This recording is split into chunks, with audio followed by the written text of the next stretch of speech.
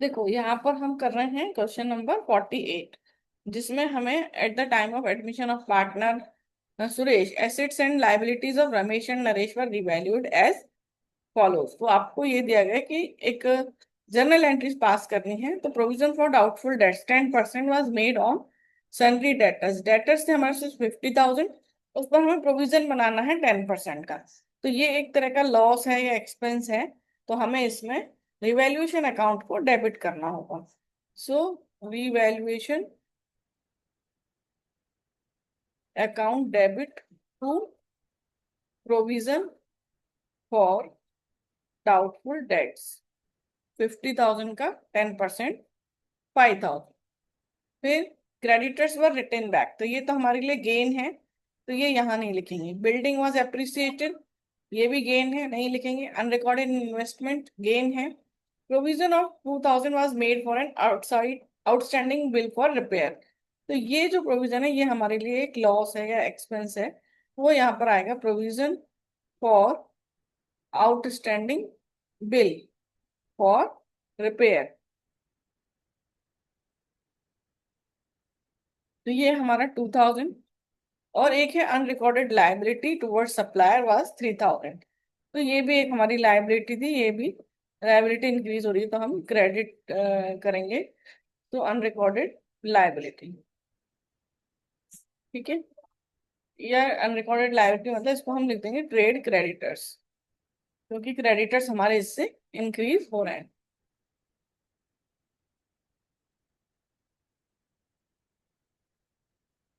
3,000, तो 10,000 हमारे रिवैल्यूएशन के डेबिट में आ जाएंगे। फिर हमारे क्या क्या गेन है वो हम देख लेते हैं। देखो सबसे पहले था creditors were return back.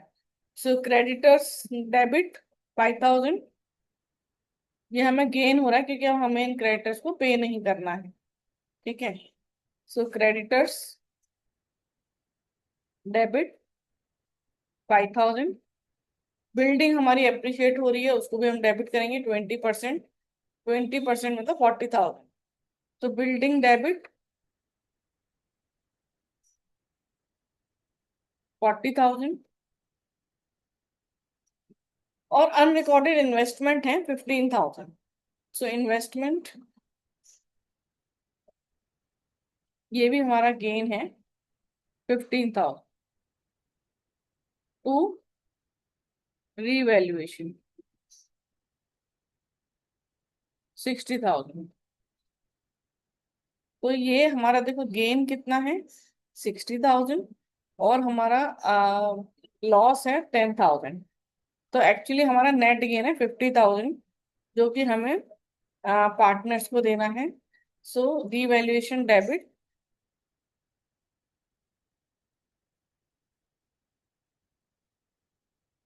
To old partners in old ratio. तो हमारे पास दो पार्टनर्स हैं old partner, Ramesh and Naresh.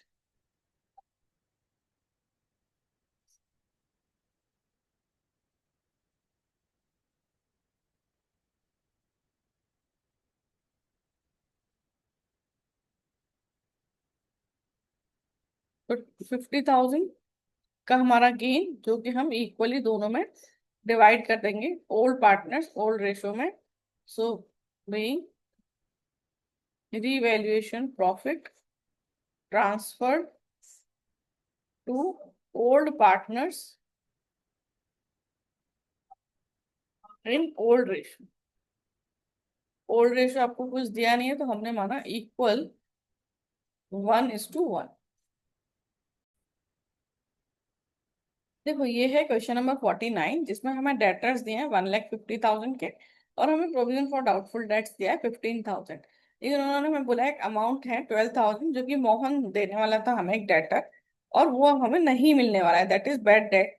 तो और provision for doubtful debts on remaining debtors to be maintain at the current rate. तो देखो डेटर्स हमारे पास 1,50,000, इसमें से हमें 12,000, 12,000 हमें नहीं मिलने वाले हैं, बेड डेट्स होने वाले हैं।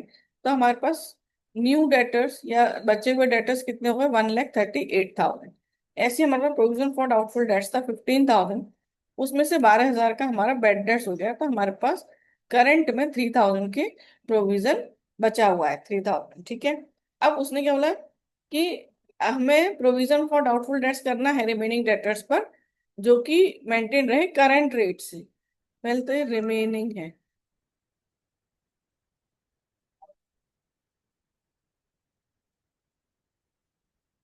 तो फिर करंट रेट क्या है? Current rate of provision for doubtful dates. तो हमारे पास 15,000 के थे, हमारे पास डेटर्स से 1,50,000 इंटू 100, तो हमारे पास 10% का है। तो अब यदि हमें new provision for doubtful dates equal, जो हमारे रिमेनिंग डेटर्स हैं 1,38,000, उसका 10%, सो 13,800 हमें चाहिए। लेकिन हमारे पास एग्जिस्टिंग प्रोविजन है 3,000, तो हमें कितना, 10,800 हमें प्रोविजन और बनाना है। So amount of provision for doubtful dates,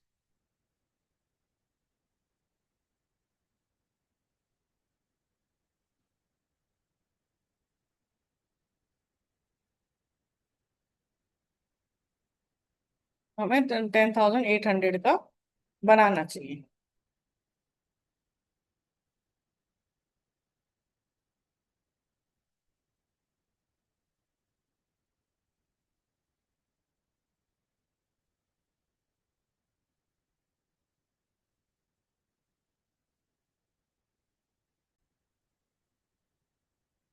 देखो ये हम कर रहे हैं क्वेश्चन नंबर 50।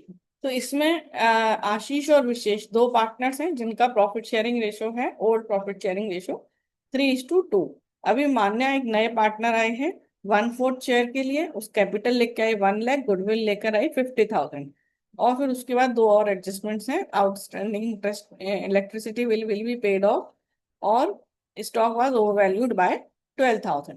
तो हमें जर्नल एंट्रीज करनी है।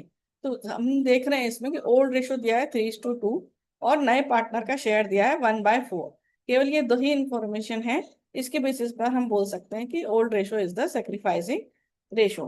तो सबसे पहले हम करते हैं, जब वो कैपिटल लेके आई Manya, so bank account debit, first entry हमारी होगी bank account debit to Manya's capital.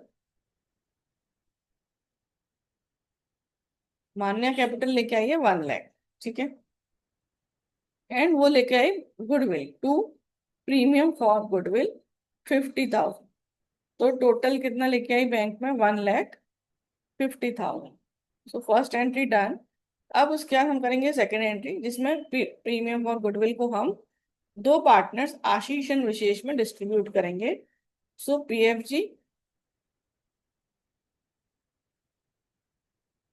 PFG debit to Ashish capital और to Vishesh capital,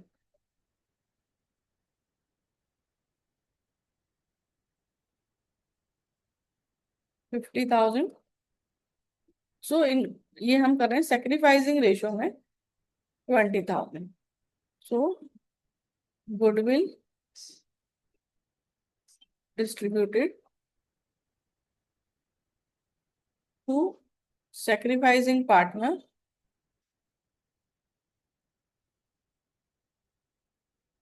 in sacrificing ratio,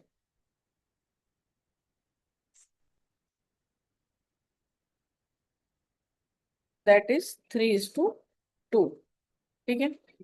अब हमने ये दोनों कर लिया, बैंक का कर लिया, गुडविल का कर लिया। उसके बाद हमने लिखा outstanding electricity will be paid off. So 20,000 का है,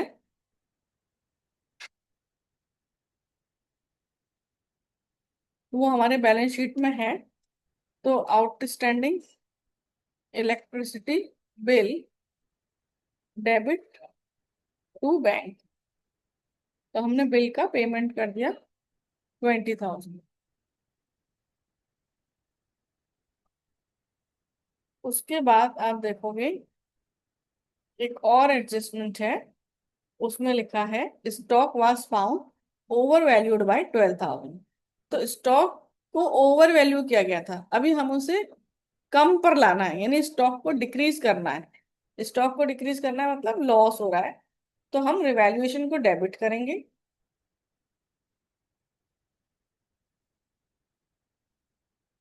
लॉस है या एक्सपेंस होता है तो रिवैल्यूएशन डेबिट होगा। और स्टॉक की वैल्यू डिक्रीज हो रही है, इसलिए हम स्टॉक को क्रेडिट कर रहे हैं 12,000।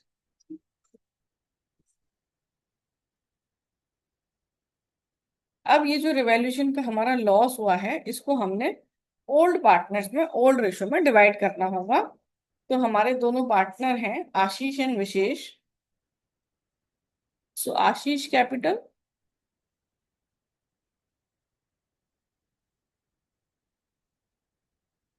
विशेष कैपिटल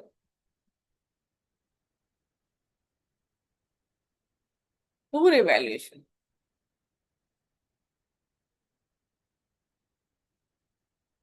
सो हमारा 12,000 का था, और इसको हमने 3:2 के रेशो में करना है।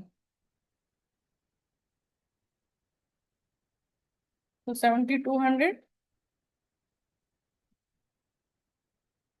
4,800। ठीक है। अब ये हमारे एडजस्टमेंट तो हो गए, हम देखते हैं बैलेंस शीट है, उससे हमें कुछ एंट्रीज करनी है क्या। तो एसेट साइड पे हमें दिया गया है प्रॉफिट एंड लॉस अकाउंट 10,000, जो कि लॉस है।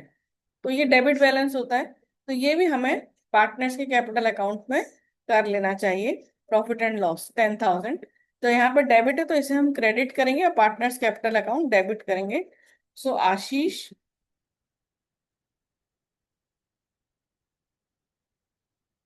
Capital debit, Vishesh capital debit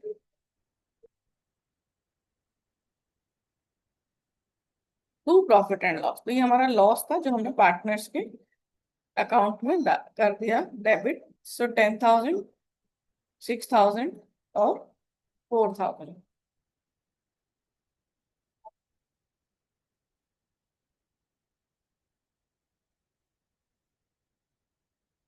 और कुछ हम देख लेते हैं entry. Creditors, bills payable, capital, और तो कुछ नहीं है।